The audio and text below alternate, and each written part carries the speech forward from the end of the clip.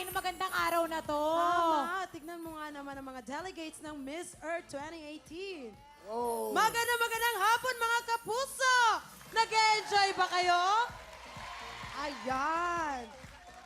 O sa mga Bisaya diha, kasi mga Bisaya. Hi! Sa mga taga Dumaguete, hello kaninyong tanan. That's right. Anyway, we have a special guest, of course, the Miss Earth. Ato pong pambato sa Miss Earth. She is our candidate for Miss Earth Philippines 2000. Celeste Cortez. Hello, Celeste. Magandang gabi, Pilipinas! Celeste is a half Filipina and a half Italian. The father is Italian and then the mother is from what province? From Bicol region, my mom. Okay, batiin mo mga taga Bicol. Kamusta kayo? Kumusta kayo? Yeah, it's hard for her to speak Tagalog, okay? I'm still learning. Okay, masaya ka ba? Yes, I am. Why? Because I'm here with you. Ganon! Dapat ganon! Really? Really? Okay, that's right. Who are these buffalo, elephant, what?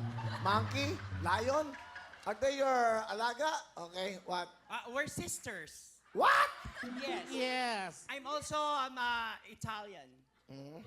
Half Ita, half alien. Italian. Excuse me? Ayan, ganda. Oh, beautiful lady. Beautiful, ha? Beautiful. Okay. All right. Okay. Do you have a boyfriend? I don't have. Oh. And why is that? I Because don't- you are very pretty. Thank you so much. Is it your choice or karma? Huy! Sobra ka naman. I think it's karma. I think so. Kinama. Remember a while ago we talked and you tell me you don't like Filipino to be your boyfriend, but this time you've changed your mind because you saw someone. Is that true? Is that Yes. Yes. true? You saw this guy? He saw me. Really? But you know, you have to give a chance to the Filipinos. You know, Yes. for me, of course, the Filipino guy is the most caring person in the world. Yes. Filipinos, very generous with love. Gentleman. Gentleman. Those are the and big, with a big heart. Ah. You should know that, okay? I want to ask you something. Okay, just say oo. Pakinggan, para gusto mo ba ako? Oo. Oo. Okay. Say oo, ha? Okay. Mahal mo ba ako? Oo.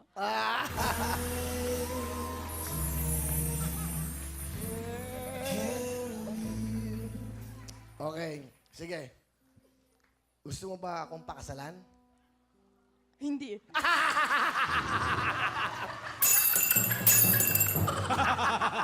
Marunong pala to. Alam ko maluloko ko dyan. What did you say? What? Oo, sorry. Hindi. Alam ko, okay na eh. Magpropose na sana ako eh. If she said that, yes, I wanna marry you, I asked her, do you wanna marry me in Tagalog? Gusto mo ba akong pangalan? You know what she said? No. I brought a engagement ring here in my pocket. And I already brought a priest. Everything. But you know what? Actually, your mother is here, surprise. Yeah, because we talk about our future. Oh, wow. Yeah, nah. Will you fall in love to a guy like him? What do you think? Will you fall in love to a Filipino guy? Maybe in the future. Future, that's right. You have the future with the Filipino guy. Yes. Okay. Yes. You know what? I want to tell you this. I have a song, and that song is for you. You know what song is that? No, I don't know. Ikaw na nga.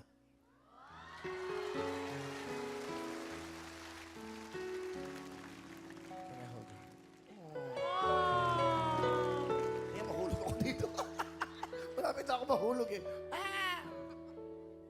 Oh, ikaw na nga. ang hinahanap ng puso,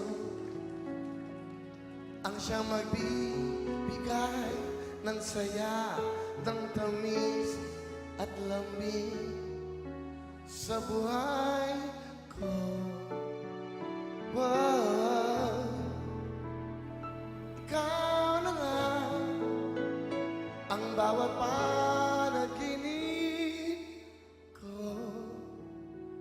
Sa piling mo'y nagkatotoo ang lahat ng mga pangarap ko. Mahal mo ba ako? Oo. Ikaw na nga ito. Oh, di ba? Thank you very much. You're so nice. Can I have a kiss? Okay. Okay.